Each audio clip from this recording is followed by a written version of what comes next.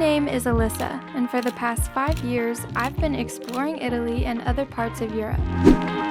As a photographer, I want to show you that it's possible to live a life following your passions and filled with adventure. This season, we're exploring the Pacific Northwest, capturing its natural beauty and showing you the top things to do when you visit.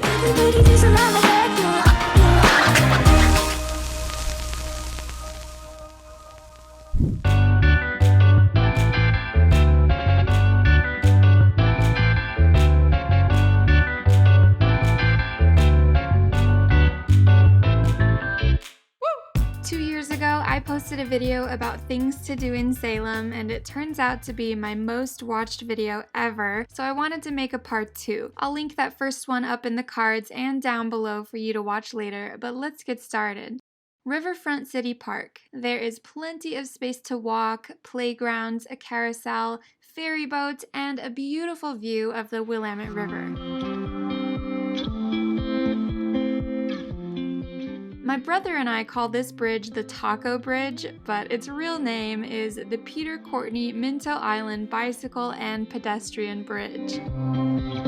It connects Riverfront Park with Minto Brown Island Park, which I'll talk about later. Together, this is 1,200 acres of public park and more than 20 miles of trails, and that makes it larger than New York City's Central Park. The Eco-Earth Globe was made in 2003 from an old acid storage ball, and it was a great community art project. Nearby Riverfront Park, you'll find the Union Street Railroad Bridge. It's a cool pedestrian-only bridge that connects Downtown Salem with West Salem. I mentioned it in another video about the top places to take photos in Salem. And while you're here, you'll find parking for the Gilbert House Children's Museum. It's designed for kids ages 2 through 10 and can be a fun, family-friendly thing to do here in Salem. Next, we're going over to the Oregon State Capitol. In the springtime, this entire area is covered in pink cherry blossom trees, and I can't wait to film them in another video for you coming soon. But there are benches and trees and memorial plaques all over. You can take a self-guided tour inside the Capitol, and guided tours are available during weekdays. There is also a tower tour, which is available between July and September, and that takes you up a long set of stairs to visit the Oregon Pioneer. That's this gold man you see here on top, and enjoy the view from up there. On the west side of the Capitol, you'll find Wilson Park and a World War II memorial.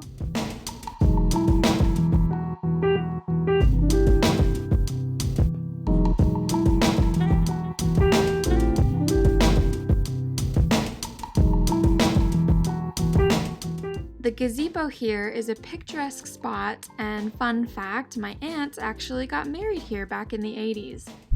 If you're liking this video so far, go ahead and give it a thumbs up and subscribe to see more videos about Oregon and the Pacific Northwest in the coming months. I post new videos every week. You can easily walk from the Capitol down to Riverfront Park. It's less than a mile, and there are many places to eat along the way, stop for photos, and everything's pretty close together. You can probably find parking along the streets, but there's also a few parking garages available in this area if you need them. 2 blocks away from the Capitol is Elsinore Theater, which was originally a vaudeville theater and a silent movie house in 1926. Today, the Elsinore has been revamped and usually has a year-round lineup of live music, theatrical productions, and classic cinema screenings. Dinner and a movie here could be a great evening in Salem. Now we're going to take a bit of a drive out into the country. You may not know it, but there are many local farms just on the outside of the city.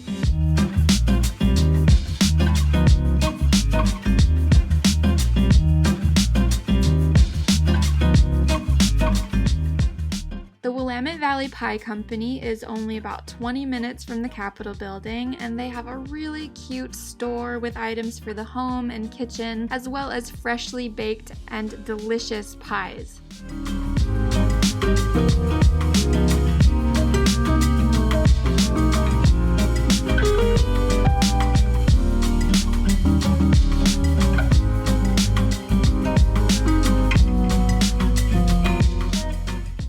ever heard of Marionberry? It's kind of like a blackberry, and it's local from right here in Marion County. I recommend you try a Marionberry turnover. Another fun thing to do that's a bit far out of the center is to cross your car over the Willamette River using the Wheatland Ferry. The Wheatland Ferry connects Marion County and Yamhill County. And you're going to need $2 if you're traveling by car. You can usually find people here fishing, swimming if they can handle the cold temperatures, and hanging out with friends and family.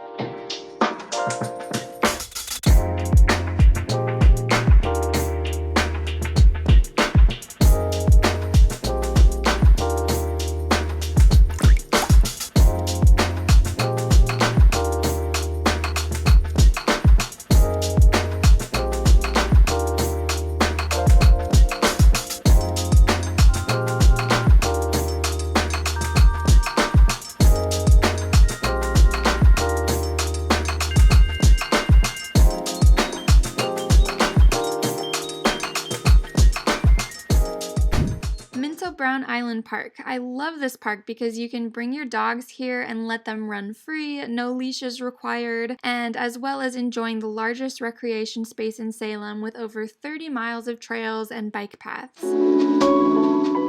It's no secret that Oregon is known for having a lot of outdoor activities, hiking, beautiful nature, and I felt that I had to mention Bush's Pasture Park as well as Deepwood Museum and Gardens. Bush's Pasture Park covers almost 100 acres of wooded space at the heart of the city. It can be a popular spot for organized sporting events and spending some time out in nature. There are 4 lighted tennis courts and a softball field with bleachers available for rent. Paved and unpaved hiking trails are throughout the park, connecting playgrounds and the rhododendron and rose gardens, which are beautiful in the springtime. The Bush House Museum is also worth checking out, where you can see 19th century antiques.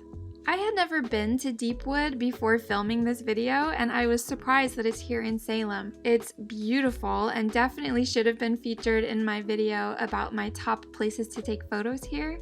The Deepwood Estate and Gardens have been here for more than 120 years. This Queen Anne-style Victorian home is now owned by the city and available for public visits and event rentals.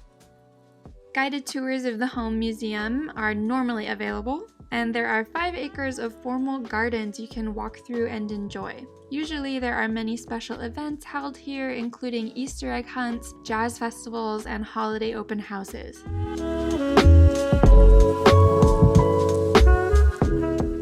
Last on the list is the Willamette Heritage Center. There are 5 acres on its campus with 14 historical sites that display information about the history of this area, including the history about the Oregon Trail travelers. A centerpiece of the Heritage Center is easily the bright red Thomas K. Woolen Mill, which displays 19th century machinery. There are also local retail shops and dining options, and I once did photography for a wedding here, so it can be rented out for special events as well. Those were my top things to do here in Salem, Oregon. Thank you for watching. Please leave a comment and let me know what you think of this part 2 video. I'd love to hear your thoughts, as well as what you'd like to see next while I'm living here. I'll see you in the next one. Bye.